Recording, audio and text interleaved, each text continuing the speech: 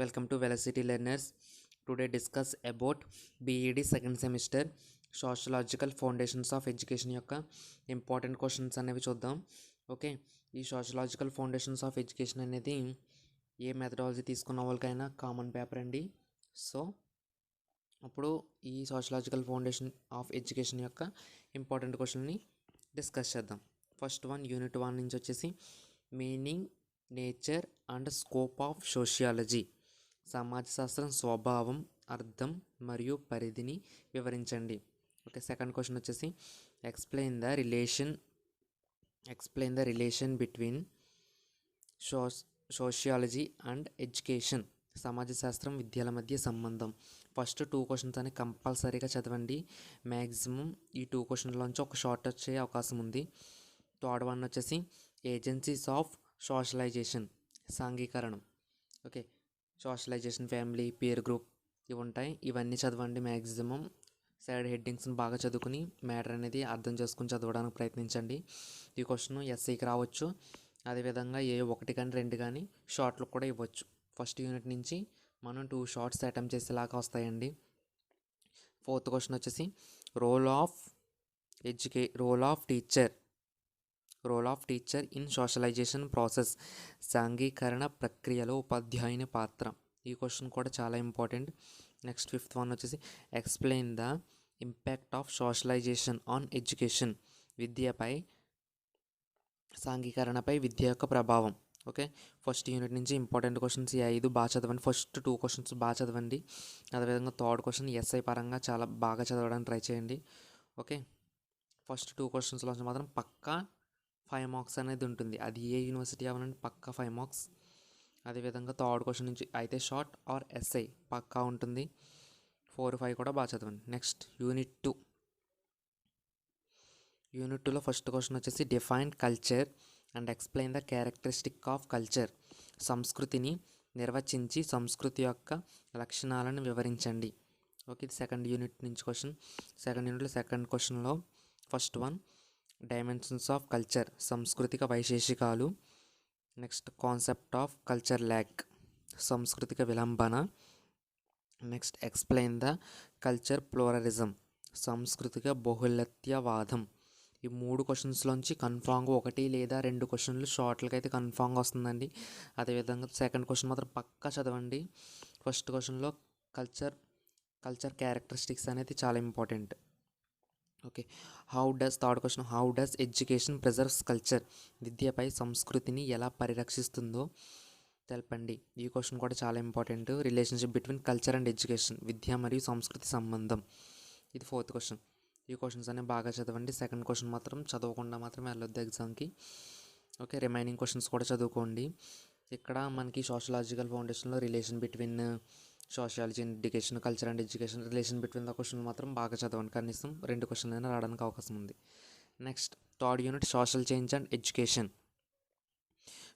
Right about meaning of social change. Right 4 factors responsible for social change. సామాజిక మార్పుకు అర్థం, కారకాలు. క్వశ్చన్ బ్రీఫ్గా చూడండి.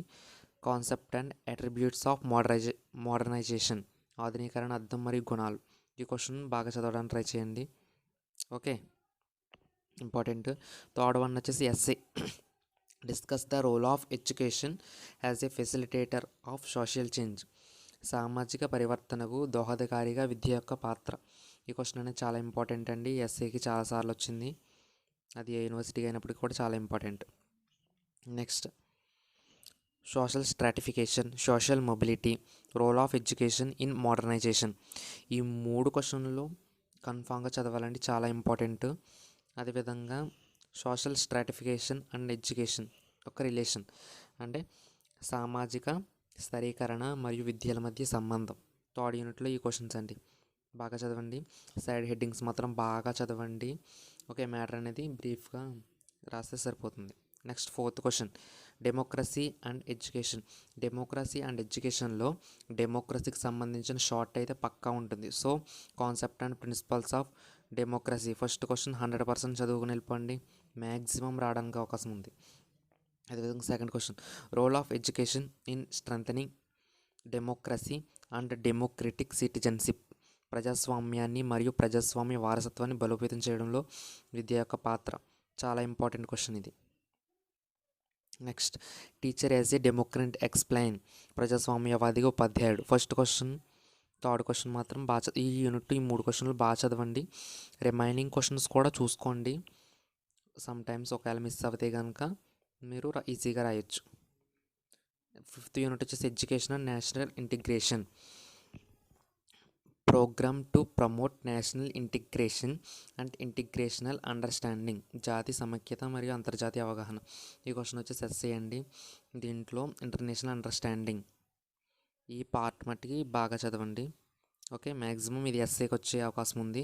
లాస్ట్ ఇయర్ ఏకేఎన్యూలో ఎస్ఏ అడిగాడు. అదేవిధంగా కృష్ణా యూనివర్సిటీలో కూడా, ఏ యూనివర్సిటీ చూసుకున్నప్పటికీ కూడా ఇది మ్యాక్సిమం ఎస్ఏ కింద వస్తుంది. నెక్స్ట్ సెకండ్ వన్ వచ్చేసి education as an instrument for national integration. జాతి సమైక్యతను సాధించడంలో విద్య యొక్క పాత్ర. ఇది కూడా ఇంపార్టెంట్ క్వశ్చన్ షార్ట్కి. Social crisis and its management. సాంఘిక సంక్షోభం మరియు నిర్వహణ. పీస్ ఇన్ ఎడ్యుకేషన్ స్కూల్, శాంతి విద్య. ఓకే, 5th యూనిట్ నుంచి వచ్చేస్తున్నప్పటికీ ఈ క్వశ్చన్స్ అనేవి బాగా చదవండి. ప్రతి క్వశ్చన్ కూడా సైడ్ హెడ్డింగ్స్ బాగా చదివి మ్యాటర్ని బ్రీఫ్గా చదువుకోండి. అదేవిధంగా ఓన్లీ ఇంపార్టెంట్ క్వశ్చన్స్ మీదే బేస్ అవ్వకుండా రిమైనింగ్ క్వశ్చన్స్ని కూడా బ్రీఫ్గా చూడండి. అంటే బీఎడ్లో ఇంపార్టెంట్ క్వశ్చన్ మీద బేస్ అవడం అనేది అంత కరెక్ట్ మెథడ్ కాదని నా ఒపీనియన్ అండి. మన అన్ని క్వశ్చన్ని బ్రీఫ్గా చదువుకుంటే important questions in case of miss అయినా మనం ఆ క్వశ్చన్స్ రాయడానికి అవకాశం ఉంటుంది. ఈ లిస్ట్ నుంచి అయితే నేను మిస్ అవుతుందని అనుకోవట్లేదండి. మ్యాక్సిమం 99.9% ఈ క్వశ్చన్స్ వస్తాయి. ఒకవేళ ఈ క్వశ్చన్స్ రాకపోయినా వీటికి సంబంధించి రిలేటెడ్ క్వశ్చన్సే వస్తాయి. సో ఇవి అన్ని క్వశ్చన్లు బాగా చదివి మీరు రిమైనింగ్ క్వశ్చన్స్ కూడా బాగా చదువుకోండి. Thanks for watching this video. Please subscribe velocity learners. అలాగే నా ఛానల్లో క్లాసెస్ కూడా అప్లోడ్ చేశాను. మైక్రో టీచింగ్ రికార్డ్ యాక్టివిటీ ఒకటి ఎక్స్ప్లెయిన్ చేశాను. ఇంకా బీఎడ్కి సంబంధించిన ఇన్ఫర్మేషన్ అనేది నా ఛానల్లో అవైలబుల్గా ఉంటుంది.